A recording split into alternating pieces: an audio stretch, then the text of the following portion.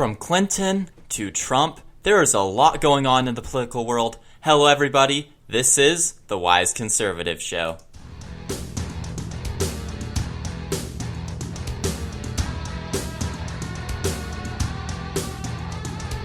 Broadcasting live from California. Get ready for an hour of pure, unapologetic conservative talk radio. This is The Wise Conservative Show.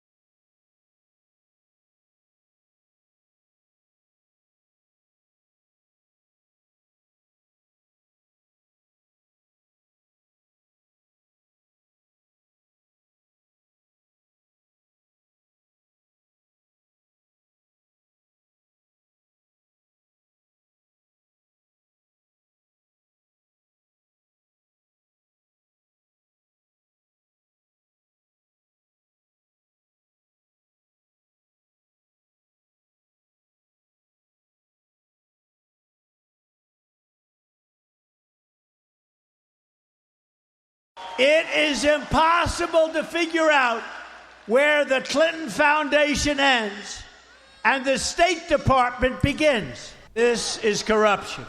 And this is why I have called for a special prosecutor to look into this mess. Sorry about that, guys. I just realized that my mic was muted for that whole time. I apologize for that. So let me go back over why I actually played this clip and what I was talking about. I was talking about the Clinton Foundation, how they've recently found out that more than half of the people that Hillary Clinton met with, who are not government officials, while she was Secretary of State, more than half of these people also donated to the Clinton Foundation. 85 of 154 people donated a combined $156 million to the foundation. Now, I was going on a little bit of rant. I have greatly apologized that I didn't have the microphone on. But as I said before, this is proof of what we've been saying for a long time. This is proof of the corruption that we've been showing.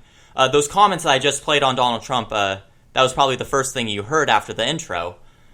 Well, that was Trump's response to this whole issue.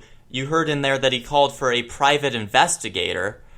Well, that's because everyone knows that the Attorney General is on the side of Hillary Clinton. Loretta Lynch is just about one of the most corrupt individuals that you can ever even talk to, that you can ever ask to prosecute someone. So a number of Republicans, including Trump and the chairman of the RNC, a number of Republicans are calling for a private investigation of the Clinton Foundation and Hillary Clinton. The Clinton campaign responded to this whole, this new scandal coming into the light by saying that people were cherry-picking these statistics, that the Associated Press didn't look at all of her meetings for this. They said that because the Associated Press did not look at the meetings between Hillary Clinton and foreign executives or representatives from other countries, that these facts don't matter. Folks, once again, this is Hillary Clinton and her campaign trying to cover up the corruption and the lies and the scandals that she has been involved in. She's up to probably over 30 scandals at this point. By the way, this is day 263 of her not even holding a press briefing. Because she's already in the spotlight enough with all these scandals. It's a wonder why she's even the nominee. Vice presidential candidate Mike Pence commented on this whole situation as well on Tuesday. He said that, quote, Hillary was on Jimmy Kimmel last night, joked about it, said her emails were boring. Hillary Clinton, this is not a laughing matter. Nobody is above the law. He then went on to say that the American people are sick and tired of pay-to-play politics. And that's exactly right. And that's exactly what it is. Pay-to-play politics. You give the Clinton Foundation $100,000, $1 million, whatever the cost that Hillary Clinton figures out that your request is worth. You pay that to the Clinton Foundation. And whoa, look at that. You suddenly have a bill being debated on the floor of the Senate. Or whoa, look at that. Now, the U.S. government has interests in your country and is going to do trade with you. This is as high as corruption can get. The Clintons are essentially a crime syndicate. She commits all these crimes. She uses corruption to get special interests. She doesn't use proper protocol when it comes to storing emails and classified information. Yet they get away with all of it. They are the most corrupt individuals that I have ever seen in the political spotlight. They are the most corrupt individuals that I ever think have been in the political spotlight. And this has caused Democrats, DNC officials, they really aren't defending Hillary this time around. A lot of them, when they're even asked about this situation, they kind of dodge the question. That is exactly what Democratic Governor of Virginia, Terry McAuliffe, he's been a longtime ally of the Clintons. They've gone on vacations together. He's defended her in just about every circumstance. Now, in an interview on MSNBC the other day, he was asked a question about this whole issue, and he responded this: I would say first and foremost, Donald Trump has zero credibility about talking about any of these issues until this man releases his taxes. So this idea that he's calling for a special prosecutor is crazy. We need to know what is in Donald Trump's taxes. Once again, the Democrats are avoiding the issue at hand. They're changing the narrative into swinging it back around on Donald Trump, instead of answering the actual question. Because they know that Hillary Clinton is guilty. They know that Hillary Clinton, if they actually talked about it, wouldn't be able to win an election. And I don't get it. I don't get why they keep going back to Donald Trump's taxes. He hasn't turned over his taxes. The American people don't know what his taxes were. Folks, I couldn't care less what his taxes were this past year. I know that he's paid more in taxes than probably all of us who listen to this show, and myself included. He's a billionaire. He pays so much in taxes. And yet, they want his taxes turned over because Hillary Clinton did it, so that must mean that everyone has to do it. No one cares about the taxes. What people do care about is corruption. What people do care about is this pay-to-play political system that the Clintons have continued to use.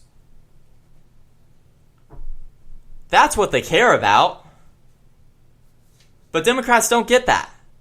Or they do, and they just can't seem to face the truth.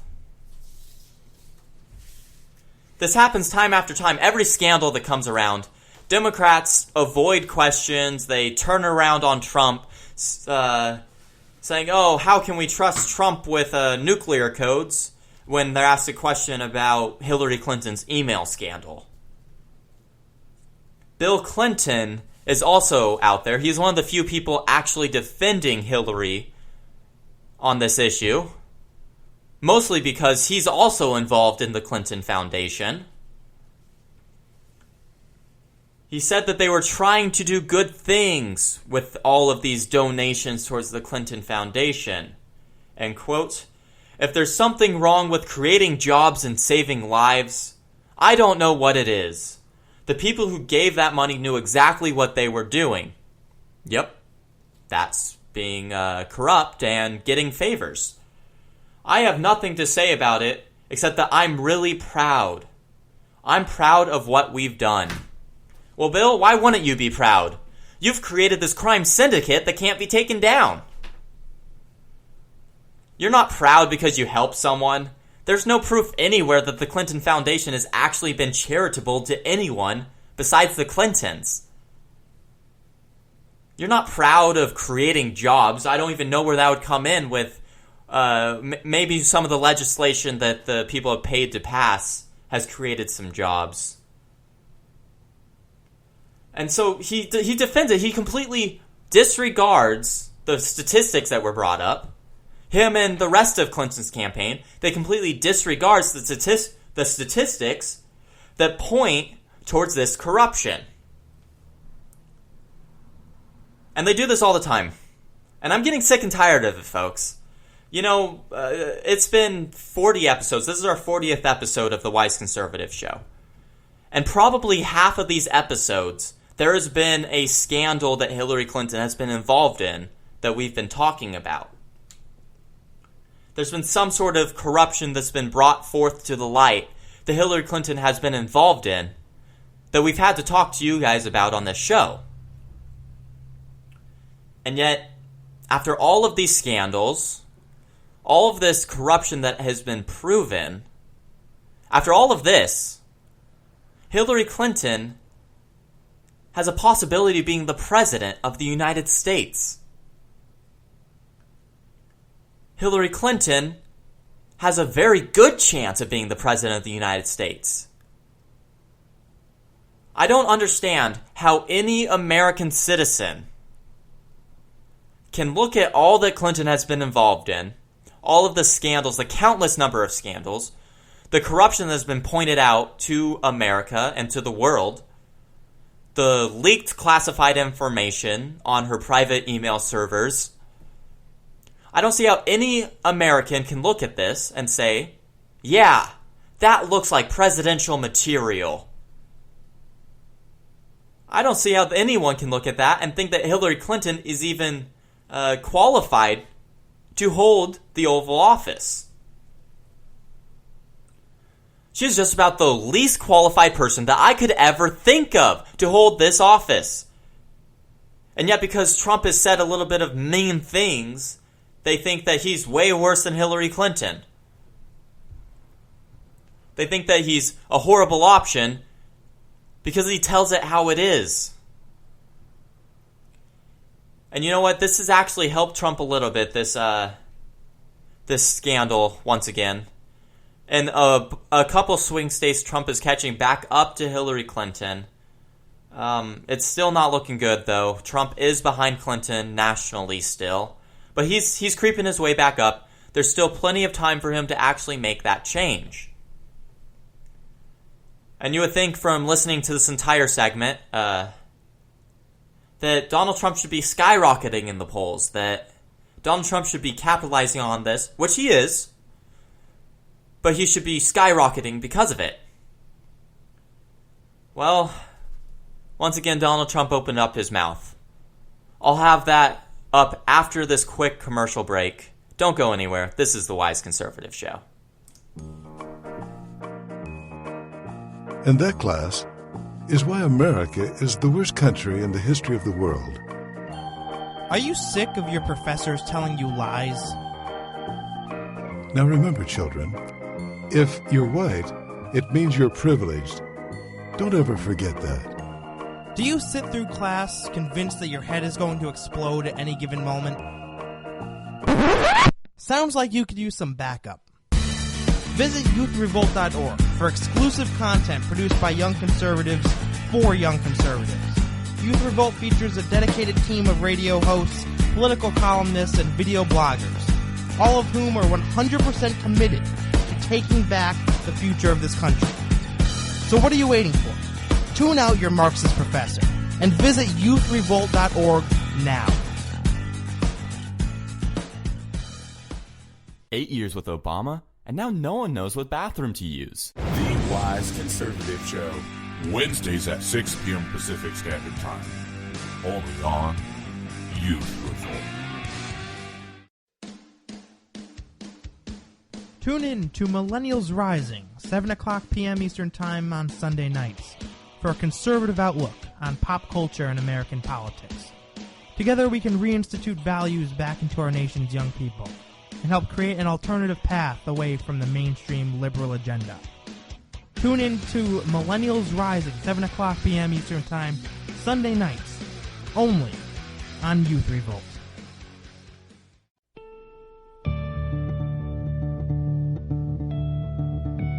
The idea behind Youth Revolt is to let them, these liberal professors, let them know that we are here and we're ready to fight. Youth Revolt. Speak without fear. Hey, little boy, you want some free college? Bernie Sanders, that creepy uncle your mom warned you about. The Wise Conservative Show, Wednesdays at 6 p.m. Pacific Standard Time. Only on Youth Revolt.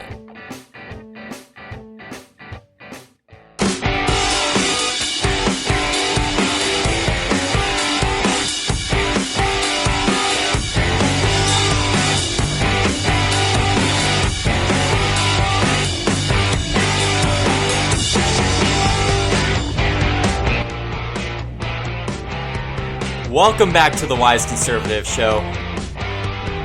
I am your host, Connor Wise. Now, before the break, I gave you a little tidbit of what we're going to be talking about in this next segment. So Donald Trump went on Hannity. He had a town hall.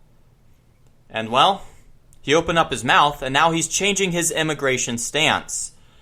He was leading towards softening his view on immigration.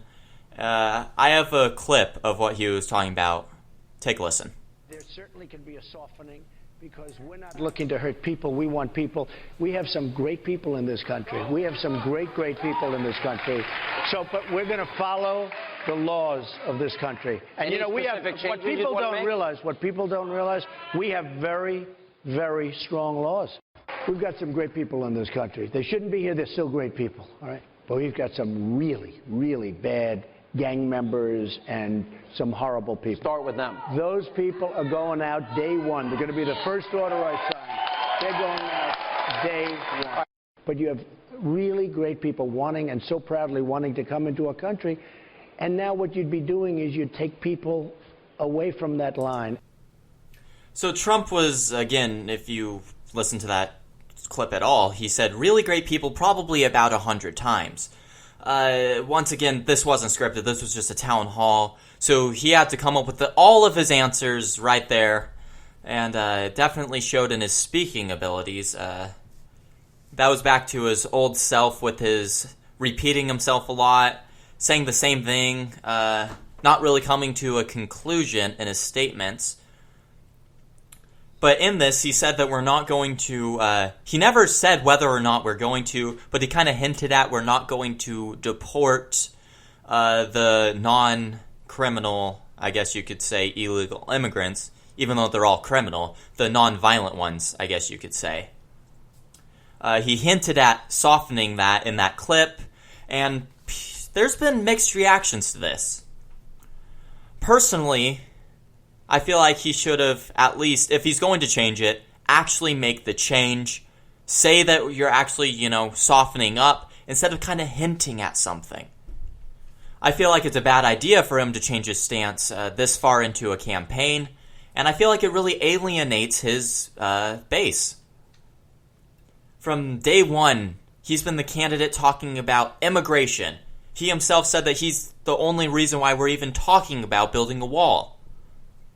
Now, while he never said that we're not going to be building a wall anymore in this town hall, he definitely hinted at not deporting all 11 million illegal immigrants. He now wants to deport the ones who are criminals that actually have been convicted of crimes first, and then maybe there's an endgame. I don't know. He needs to actually have another one of his speeches, because he's had a lot of scripted speeches lately that have actually been very good. He's had a lot of scripted speeches where he laid out details to plans, to foreign policy and all this, and it was good. He needs to have one of those speeches and actually lay out his immigration reform plans. Because even though he's been talking about immigration longer than any other candidate in this election cycle, he hasn't released an actual detailed plan about it once. Yeah, we know he's going to build a wall. We know there's going to be a big, beautiful door in it so that people can come legally. But what else? We know we're going to deport people. How many? Who? When? Who first? We don't know any of this. And at this point in the general election, Donald Trump needs to continue doing these policy speeches to let people know what he's actually about. He's mostly been focusing on trying to get independence, and I know that's what he's trying to get at here. He's trying to soften his stance so that independents will sway their votes towards him. And it might work. It might just work. But there are so many other areas Trump could have chosen. I'm sure this wasn't him that chose it. It was probably one of his campaign advisors. They probably chose this area, but they should have chosen a different area to loosen up on. Because immigration is a very heated topic. For a lot of voters, they vote based on immigration. It's one of those topics. It's a one policy vote. It's you look at that policy, whoever has the better policy, you vote on it. And these people, when they're seeing Trump sort of sliding his policy towards a more centrist policy, the ones who have counted on him to finally execute a plan that will get rid of all of these illegal aliens, all of these people now feel like Trump doesn't actually stand for them. It was a bad move by Trump and his campaign, especially at a time when they're rising again in the polls and they should be capitalizing on all of this mess that Hillary Clinton is involved in.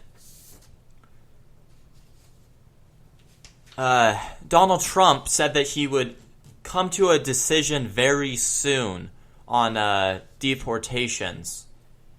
Hopefully he doesn't sway too far towards the middle in this, and he sticks to a conservative platform, because he can't alienate the conservatives. We are his main base to vote for him. And if he continues to alienate us, well, I don't know. There's going to be some that vote third party. Personally, I won't. But there will be a lot who vote third party if he does this. I know for a fact a lot of people are viewing this as him becoming an amnesty candidate. Now, it doesn't seem like that to me. Personally, I don't think he's becoming an amnesty candidate. And I know there's a lot of people who don't.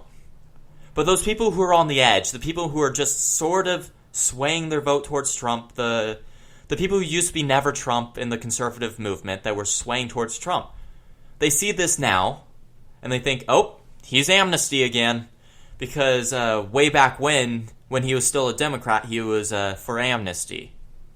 They think, oh, he's reverting back to his old ways. He's going to give everyone amnesty. Trump promised in this same town hall that victims of illegal immigrants, the victims of their crime, will not have died in vain.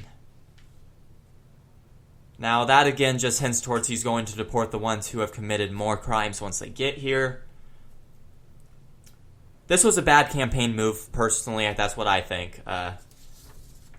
But we'll have to see how this turns out, how Trump actually ends up deciding on the matter, whether he actually gives a speech regarding this policy.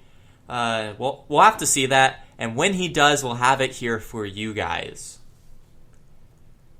Now, another story is coming out of Richmond, California.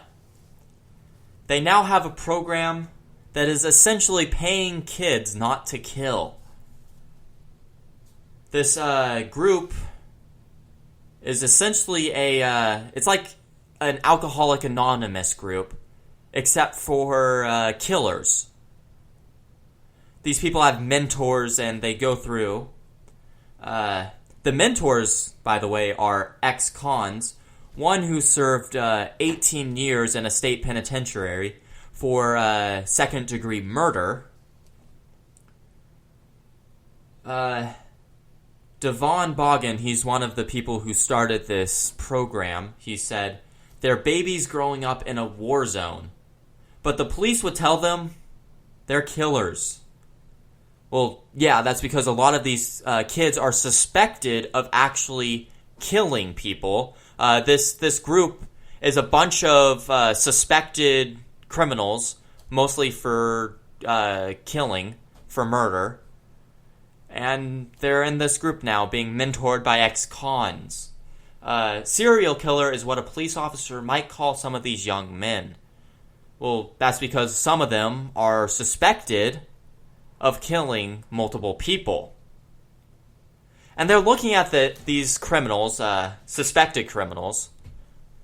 Most of them weren't convicted just because of circumstantial evidence, or not enough evidence. They're treating these criminals like they have an addiction or something, like they have a drug addiction. And that's nowhere close to what this is. These people are thugs. They're killers. They deserve to be punished for their crimes. But what's even worse about this program is if for 6 months, if they haven't killed anyone, they get paid. They get paid $1,000 a week if after 6 months they haven't committed another crime. Ordinary people don't get paid $1,000 for not committing crimes. It's just expected of us. There are many people who grow up in poverty-ridden communities who don't commit crimes every other week. While crime is higher in those communities, it is not an addiction to committing crime that these people have.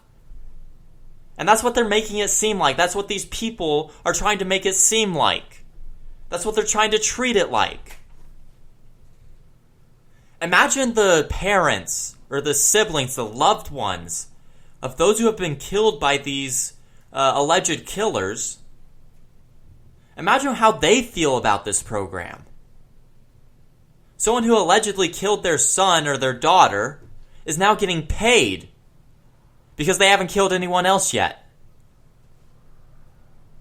Someone who allegedly murdered an innocent person is now getting paid for not doing that again. I don't understand how they came up with this horrific program. Because that's what it is. It's a horrific program. There is no reason why we should be treating these people like we are. I mean, in this community, they're probably treating these criminals better than they're treating their police officers. And so these criminals, they go to these meetings with their ex-con mentor, and they talk about why they committed the crime. They talk about why they wanted to kill someone or why they had to kill someone.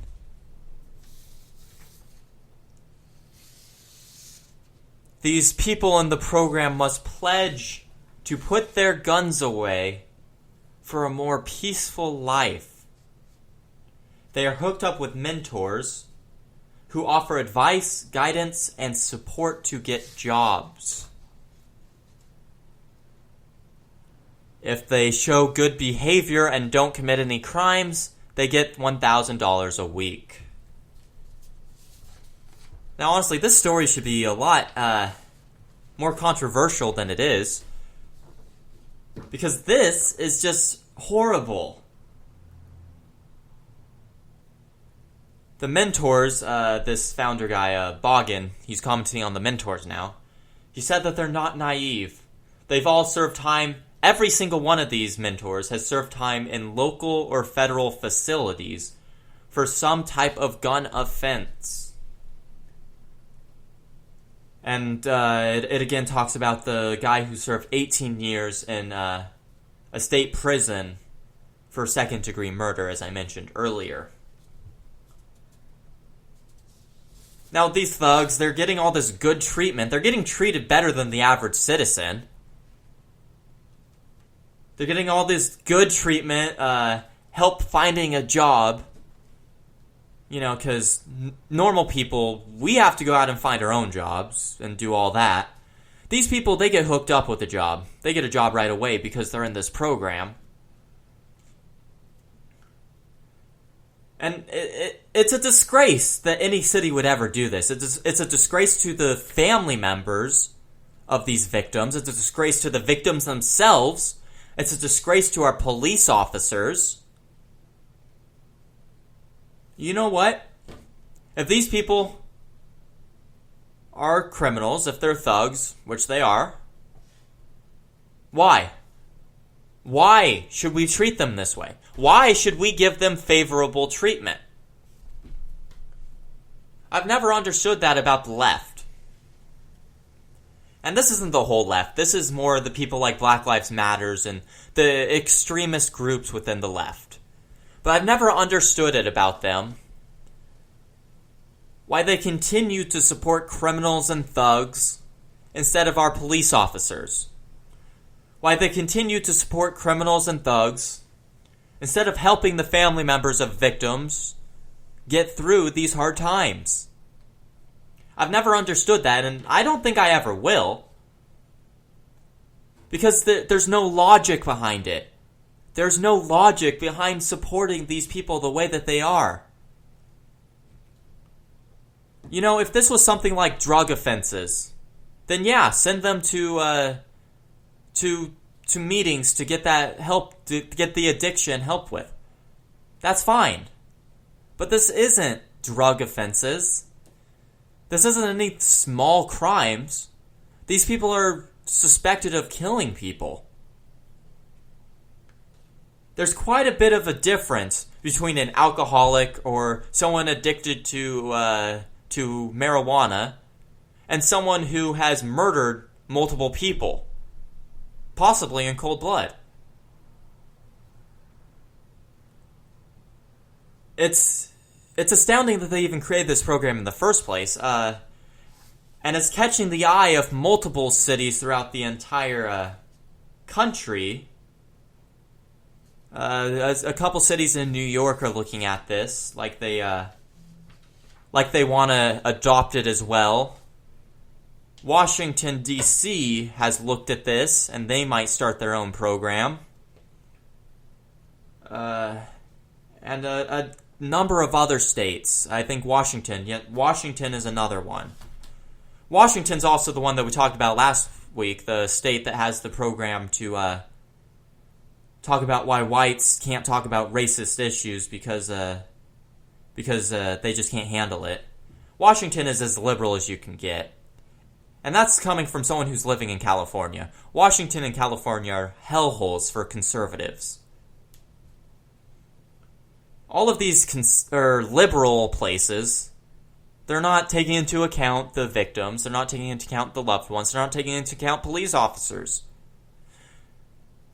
And they're embracing criminals, paying them not to kill. Paying them not to commit crimes. It'd be great if everyone else got that same treatment, wouldn't it? I don't know, maybe this is why so many places within our country, not just our federal government, but even so many cities are in debt. Because they're paying criminals. Up after this next break, Hillary Clinton actually didn't turn over 15,000 more emails. The FBI just uncovered that. I'll talk about that after this quick commercial break. Don't go anywhere. This is the Wise Conservative Show. Hi, everybody. This week, I want to make sure that you're aware of a group of young people that are out to reverse my fundamental transformation of America. This organization is called Youth Revolt. And before I go any further, I must urge folks not to visit youthrevolt.org. Now, Michelle and I, we're both gravely concerned that if this group succeeds, our children may not grow up to see the Marxist country that we will hopefully one day become. So I repeat, do not visit youthrevolt.org. And remember, I've got a pen, and I've got a phone, and I will use them if I have to. Thank you, and have a great rest of your day. I don't feel no ways tired. You know? Don't let anybody tell you that,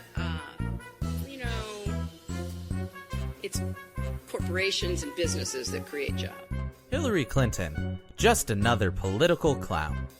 The Wise Conservative Show, Wednesdays at 6 p.m. Pacific Standard Time, only on Youth Revolt. And that, class, is why America is the worst country in the history of the world. Are you sick of your professors telling you lies? Now remember, children, if you're white, it means you're privileged. Don't ever forget that. Do you sit through class convinced that your head is going to explode at any given moment? Sounds like you could use some backup. Visit youthrevolt.org for exclusive content produced by young conservatives for young conservatives. Youth Revolt features a dedicated team of radio hosts, political columnists, and video bloggers, all of whom are 100% committed to taking back the future of this country. So what are you waiting for? Tune out your Marxist professor and visit youthrevolt.org now. Hey, little boy, you want some free college? Bernie Sanders, that creepy uncle your mom warned you about. The Wise Conservative Show. Wednesdays at 6 p.m. Pacific Standard Time. Only on Youth Revolt.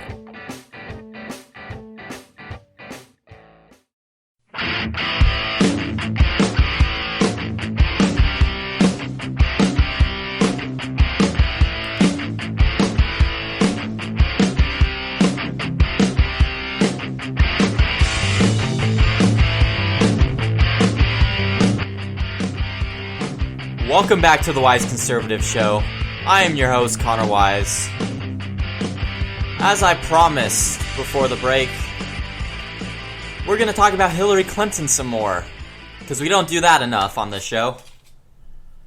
So, the FBI just recently uncovered 14,900 emails that Hillary Clinton did not turn over. Hundreds of these emails are said to be released before the election. Now, this is once again Hillary Clinton. She lied. And she actually makes a lot of jokes about this email scandal. Take a listen to this audio she had from a speech. By the way, you may have seen that I recently launched a Snapchat account. I love it. I love it. Those messages disappear all by themselves. And people have the audacity to laugh at that. People have the audacity to think that that's funny? Seriously? Our national security was at risk because of this woman. Our national security was at risk because she was too lazy to carry multiple devices. And she acts like this was nothing. She acts like this email scandal was just another blip. Just another scandal that she doesn't care about. Now, if you haven't noticed this, we talked about it last week, and it's been all throughout the news. Republicans are trying to seek charges for perjury against Hillary Clinton. And this recent uncovering of 14,900 more emails might just help them. But honestly, that's never going to go anywhere. Those charges aren't going to go anywhere. Because in order for anything to even happen, the Attorney General has to approve the FBI's investigation into it. And guess what, guys? Loretta Lynch is not going to approve this investigation. They're not going to approve the FBI to look into whether she perjured herself. Why would they? Then Loretta Lynch wouldn't get a position in Hillary Clinton's presidency. Because we all know that's what it is. We all know that she's guaranteed Attorney General as Hillary Clinton's administration. And so she's not going to make any decisions. She's not going to investigate anything that could actually harm Hillary Clinton. Of course, Hillary Clinton, time after time, interview after interview, investigation after investigation, claimed that she turned over all of her emails. Now, of course, this wasn't the first batch that they uncovered that were not turned over. These ones she deleted from her server. And the FBI brought in some specialists to see if they could trace them and get them back, to recover them. And they got them, but nothing's going to come out of this, sadly. Once again, Hillary Clinton will escape this scandal. She'll escape it unscathed because people just don't seem to care. I mean, just like those people in the clip, the people who are laughing at that Snapchat joke. How, those messages delete themselves. Really? Really, Hillary? Really? Her supporters are laughing at that. But you know what? It's not as bad as Trump because he says mean things. That's what they always go to. They always go to, he's racist and he says mean things. You ask these same people that laugh about this, you ask them, how is Trump racist? They say, he wants to build a wall. Because that's racist. You ask them, what mean things he said that actually have turned you off to his campaign. And they say, he doesn't like illegal immigrants, or he's racist to all people. It goes in a circle. Because they don't have any logic behind it. They don't have any logic behind thinking that Hillary Clinton is innocent. Because she didn't have intent to be extremely careless. The countless numbers of times that the Barack Obama administration has prosecuted people who have accidentally leaked classified information or left it unsecure. They've been the top administration who have prosecuted that crime. And when Hillary Clinton does it and she doesn't have intent, oh, it's okay. She didn't have intent, so who cares? I just don't get it, folks. But that's probably all we're going to hear of the email scandal for a very long time. Because for some reason, people just don't care about it. The left doesn't seem to care about this crime. And in something that is not at all shocking, the New York Times is extremely biased. In the story we talked about at the very beginning of this episode, the Clinton Foundation bombshell, well, the New York Times found it unfit to print. I've given you all the statistics on the story. I've showed you how significant it actually is. And it appeared nowhere in Wednesday's 46-page print edition. They said that it wasn't fit to be printed because, well, I don't know why. Because they're extremely biased towards the left. They're extremely biased towards Hillary Clinton.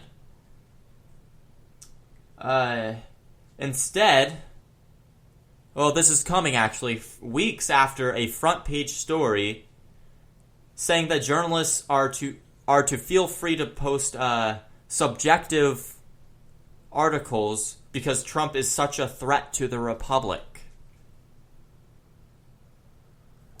Wow. Trump is the threat to the Republic because he says mean things. I'll never get it. Well, in the same edition, the New York Times did post a report about Cher. They posted a report about how, it was a lengthy story, by the way, how at Massachusetts in a fundraiser, she called Trump racist and an idiot, and then she likened Donald Trump to Adolf Hitler. Now, of course, this very long story was posted, and they, of course, time after time made sure to let people know that there were roars from the crowd agreeing with her. Oh. And this is one of the sources that liberals often use because it's, quote, unbiased. The New York Times, CNN, MSNBC, all of these sources that the left says is unbiased. It's unbiased because the left agrees with it. And then our one news agency, Fox News, which honestly isn't that conservative. They have journalists on it from every opinion there is. They have debates regularly on it between liberals and conservatives. Honestly, Fox News is way more balanced than any other channel. But because Bill O'Reilly has a show on it, every liberal thinks that it's extremist, right-wing, anarchist news agency promoting racism and going back to slavery. Just because liberals don't agree with it. That's why. Because they don't agree with something that's suddenly racist or wrong or misinformed. And this is the problem, because I'm in speech and debate, and all of the statistics I have to use all of the quotes or news stories I have to find, they have to come from sources like CNN or the New York Times, because those are the unbiased sources. And I have to use these in debates because they're not biased according to the left. That's taking over all of the social media, all of the media in general. It's generally biased towards the left no matter what. And conservatives get one or two news sources, and we can't use them. But the left gets every news source they want, because you can't have anything biased to the left. That's unheard of. It's just unbiased and telling the truth. Because saying that Trump is a threat to the Republic, a bigger threat than Hillary Clinton's unsecured servers, that's not biased. It's just the truth according to the left. Once again, I'll never understand how they can claim that they're the tolerant ones. That they're the ones who are all-inclusive. That they're including conservatives and liberals and libertarians. Everyone. They include everyone. But the fact is, they don't. The fact is, they don't include conservatives in anything. They don't even include, like, libertarians in anything. If you're not liberal, you're not right. That's all they care about. And you know what? I mean, I can't blame this all on liberals for our country being so polarized. We've had conservatives that have contributed to this polarization as well. But it is the liberals who continue to pound it into the ground, who continue to say that just because someone is conservative, that everything they say is wrong. You know, if I'm in a debate and a liberal actually brings up a correct point, a good point, then you know what? I'll say you're right. But if we turn it around, if I say something that is correct and right in a debate against a liberal, it can never be correct. Because a conservative said it. Because a liberal news agency didn't say it. And that's why our country is as extremely polarized as it is. Because they've taken it over the edge. The second you say you're conservative, and I know this from personal experience, the second you say you're conservative in our education system, people just outright hate you. There's many people who just outright hate you because of it. You could have never even talked to this person in your life, never even looked at them, but they heard through the grapevine that you're conservative, so they hate you suddenly. I mean, I'm friends with liberals. If they are correct in their debate, I'll let them know. I do not decide who I hang out with, who I'm friends with, who I debate with, based on their political ideology. I do it on whether they can actually bring forth facts or all of that. But that's not what the left does, folks. That's not what they have done for the past 20, 30 years. For the past 20, 30 years, they have continued to... anytime a conservative says anything, they just say it's wrong. I'd say after Reagan, they started doing that. And it's gotten worse, and it will continue to get worse. This isn't going to change, folks. It's not going to change, especially with the problem within our education system that we have.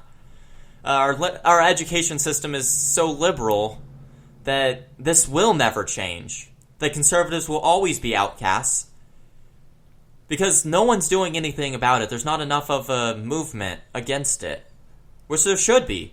And that's why Youth Revolt is even an organization. There should be a huge movement against this liberal indoctrination, liberal bias in the classroom. But there's not, and that's sad.